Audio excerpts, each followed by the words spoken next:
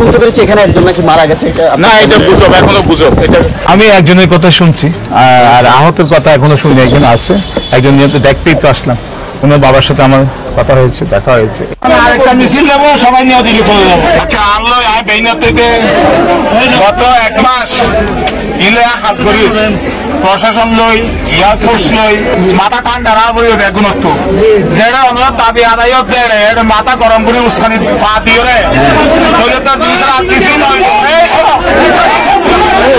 কথা শুনো আগে, কথা শুনো আগে। এখানে আরো অনেক লোকজন ছিল, ওদেরকে বুঝাইছি আমি। আপনারা গেলে, এখানে গেলে আমার সাথে আমাদেরকে 2 সপ্তাহ টাইম দেন, 2 উইকস করে সমাধান হবে না, মারামারি হবে, সমাধান হবে। আর এই মাথা ঠান্ডা রাখো, এই ভারতবর্ষ স্বাধীন হয়েছে কিন্তু সংলাপ করে, যুদ্ধ করে না। এত বড় একটা দেশ স্বাধীন হয়েছে ডাইলেবের মাধ্যমে, ডাইলেবের মাধ্যমে সব সমাধান করা যায়। ওদের সাথে আমার কথা হচ্ছে, একবার আগে থেকে কথা চলতেছে। এবং আমি মনে করি যে তোমরা এখানে যারা আছো তারাই থাকবা ইনশাল্লাহ, কিন্তু সহযোগিতা করতে হবে।